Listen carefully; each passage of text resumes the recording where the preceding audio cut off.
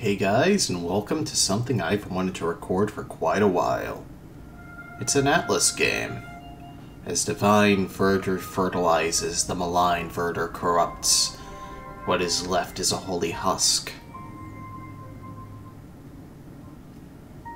Hollow ones cling to faith, fanged ones honor power, foolish sages protect a lie.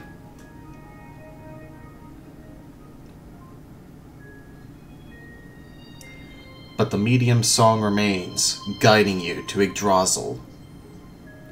You hold the wings to soar in this tempestuous saga, which is a good word, tempestuous.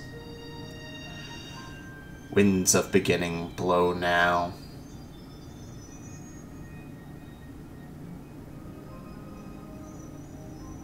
Let's play Etrian Odyssey 4, Legends of the Titan. In my opinion, the best way to get into the Etrian Odyssey franchise. Because it introduces a casual mode for if you prefer standard JRPG difficulty over an Atlas RPG difficulty. It's a relatively easy game even on normal mode. No.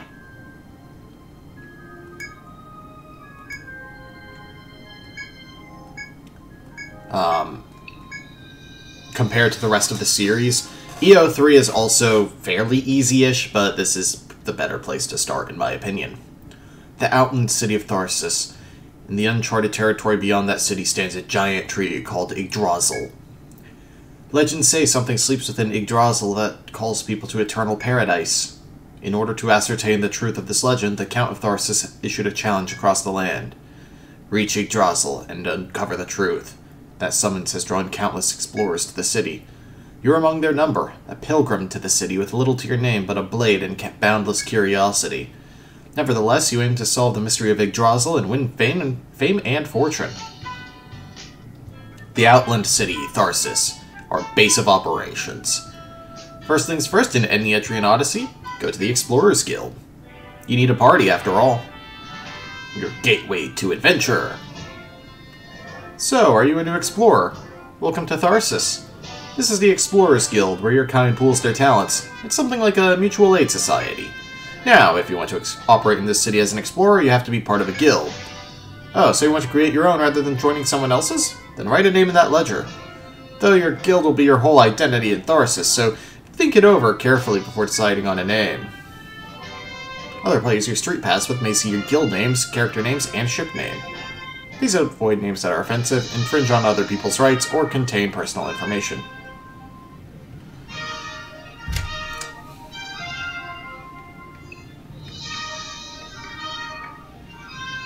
Nah, I was thinking Cornelia, but... let's see.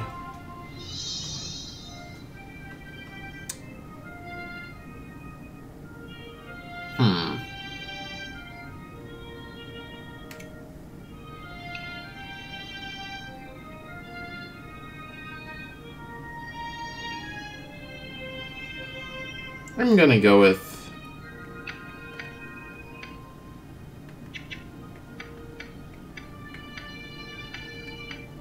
Mysidia. The Mysidia Guild. Very well. Here's hoping you can live up to the name. You'll want this. It's a letter of introduction that'll get you an audience with the Count. Obtained a formal letter. Next, you need to register the explorers you want in the Mysidia Guild and form an adventuring party. It's up to you who to recruit, but you can't go wrong with a balanced party. You can register yourself, of course. So, we have a handful of classes available to us, and 3 more become available as we go through the game. First off is the Landsknecht, the Land Shark, who are kind of your fast physical DPS. They use rapiers and swords and medium armor. Then there's the Night Seeker, which is your support rogue, who inflict status ailments. The Landsknecht do physical and elemental physical damage. The Fortress is your tank, it's your fighter. The Sniper is your archer, who are very good at binding enemies. We'll get into binding later.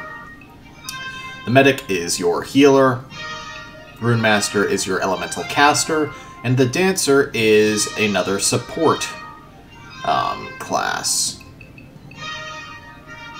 So let's start out with, of course, a fortress. And you have 4 different portraits you can choose from.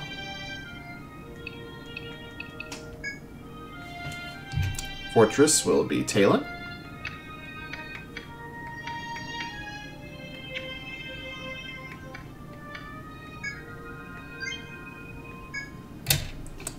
And you can have a party of 5 people at a time and register up to 30 adventurers.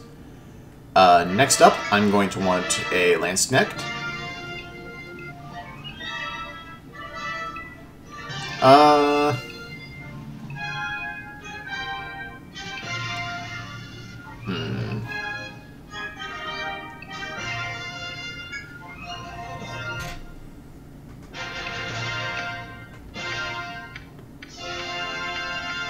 Katsuki, just like the samurai I had in 7th Dragon. And that's actually going to be my front line, really. Next, I'm going to want a... Ooh. Do I want a Night Seeker or a Dancer? Actually, I'm going to have a Dancer in the... I'm actually going to try a party without a Rune Master. So I want a front row Dancer.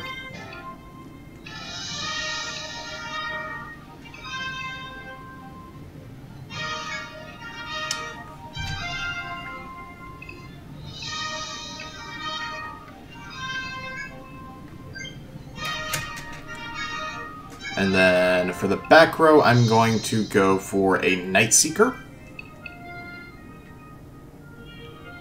That just is that supposed to be Vincent from... that looks like Vincent, right?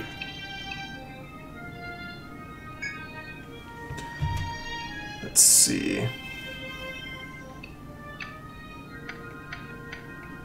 Spiro.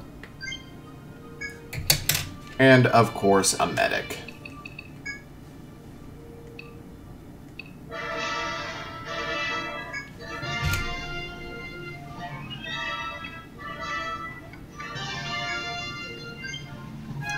Alright, so that's our basic party. Eventually I'm going to want, like, a Night Seeker and stuff for special drops, but for now, let's go ahead and hit the formation button, arrange, Talon, Katsuki, and Hero in the front, Spiro and Rosa in the back. Alright, so we have our party of adventurers. Let's talk to the Guildmaster. Your Mysidia Guild is now officially Tharsis sanctioned. On paper, anyway. To become a fully accredited exploring guild, you must complete the Outland Court's initiation mission. Well, let's go see the Count. Guess you've made your party then. In that case, go to the Grand Court and pay respect to the Count. Mark Grand Court. Line the carpets. Must be more explorers taking up the search for Yggdrasil. No problems finding the court, I trust. Welcome to Tharsis, the city closest to Yggdrasil. I am its overseer. You may call me the Outland Count. Here in my Grand Court, when there are important duties to be carried out, I assign them to explorers as missions. But of all the explorers who arrive in Tharsis,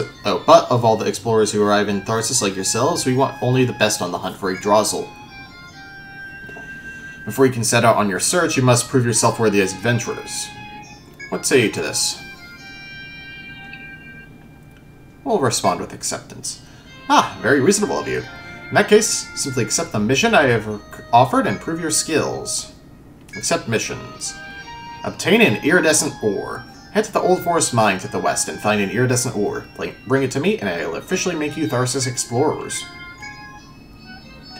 I'd like for you to head to the Old Forest Mine on the outskirts of the city and excavate some iridescent ore. We had thought the vein was mined dry, but the other day a certain explorer found there was more to be had.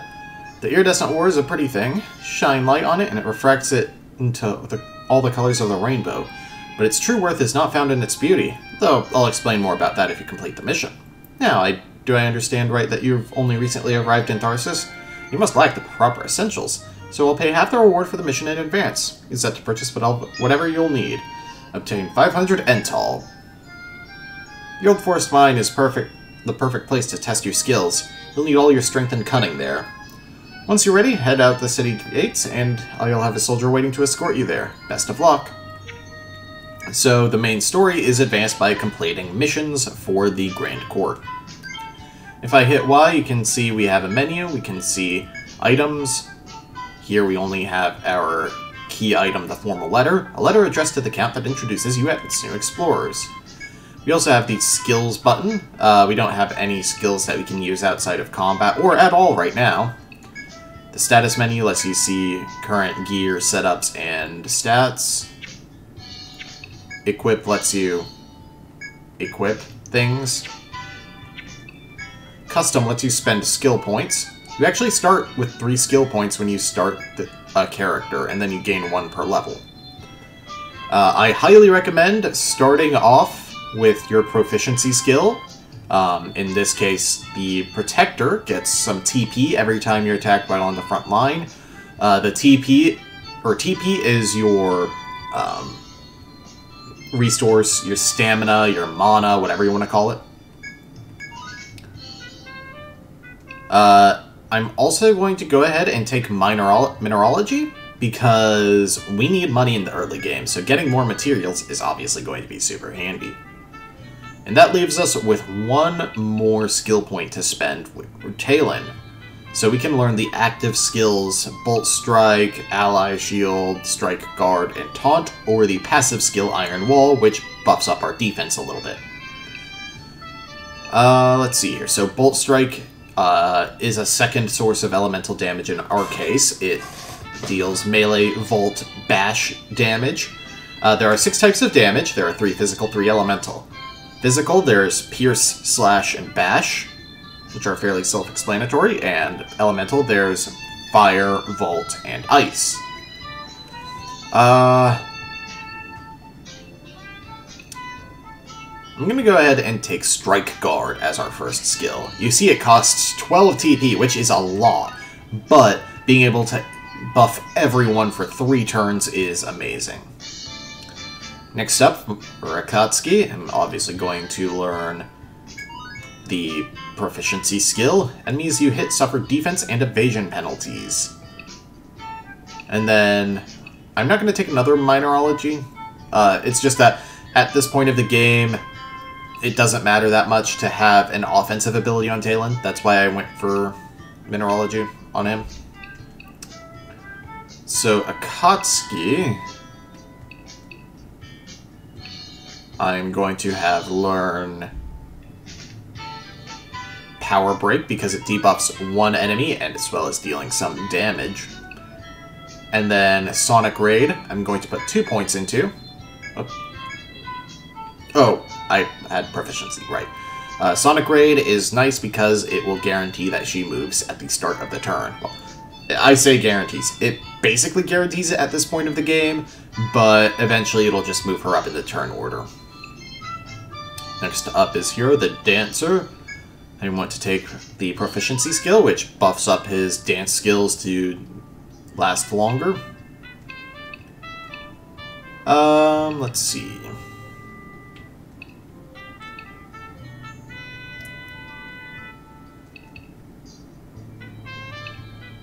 I'm going to go ahead and put 2 points into Attack Tango, just to give myself that much more killing power. Counter Samba will be great once I learn Taunt with Talon, because then you're going to counter because he's drawing attacks. Next up is my Night Seeker, Spiro, who I'm going to give the Sand Throw ability on top of his proficiency, because it's a ranged attack, so being in the back row does not hurt the fact that, or it doesn't affect his damage, and it has the chance to inflict blind on one enemy. And lastly, Rosa the Medic. So I'm going to start out with her proficiency, increase HP recovered with the party's healing skills, and then 1 point into healing, and 1 point into refresh. Refresh is super important because it heals all status ailments from one ally. Well, I say that, but you can actually only have one status ailment at a time. Like, when I say status ailments, I mean things like curse, blind, poison, that sort of thing. Only one of those can be active on one given character at any given time. That does not apply to things like stat down effects, binds, etc. Next up, there's the party button, so you can swap around the party order mid-dungeon. And then there's the book, which shows where your quests, your missions, quests are side quests, guild card. If we look at our guild card here, you can see that we have reached the highest level we've earned is 1. We've discovered no enemies or items. We haven't been out any days at all in-game. We've killed no enemies, stepped on 0 tiles, and we have basically only the starting amount of Entall. We also start with a treasure map, but I'll get into those later. There are also a bunch of medals here based on clearing dungeons, defeating all bosses on normal, discovering burst skills, which we'll talk about later, opening treasure chests, etc. Basically completion markers. Other than that, let's go to the Baron Atelier. Atelier? Materials in, equipment out.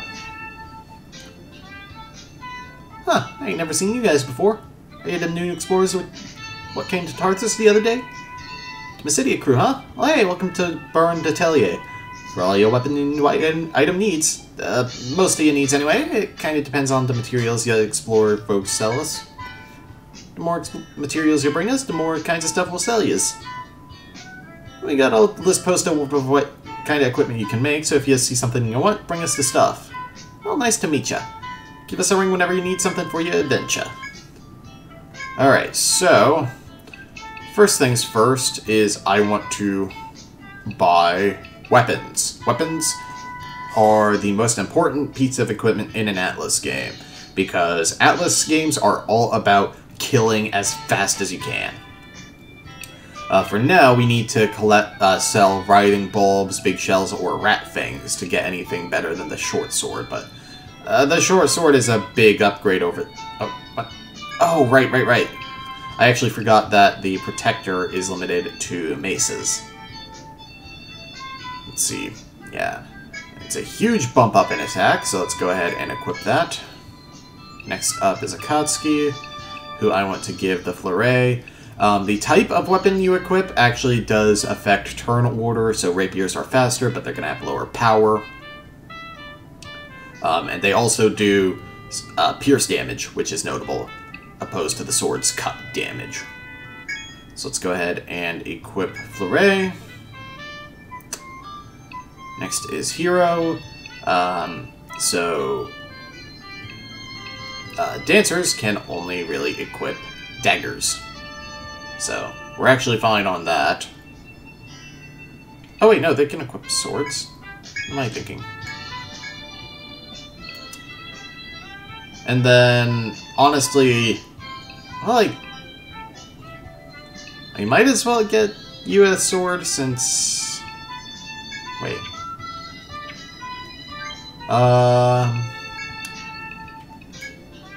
Sand throw. Throw skill. Okay, it doesn't matter what weapon I have equipped.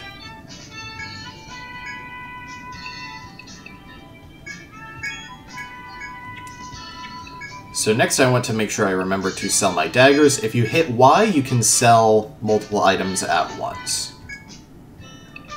So next let's buy armor.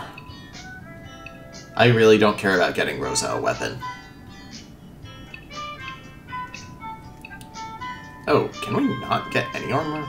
I mean, I can get a buckler for Talon. And for Akatsuki, actually. And then there's headgear. I'm really just gonna focus on getting you the feathered hat. And both of you remaining in the front row, hide boots.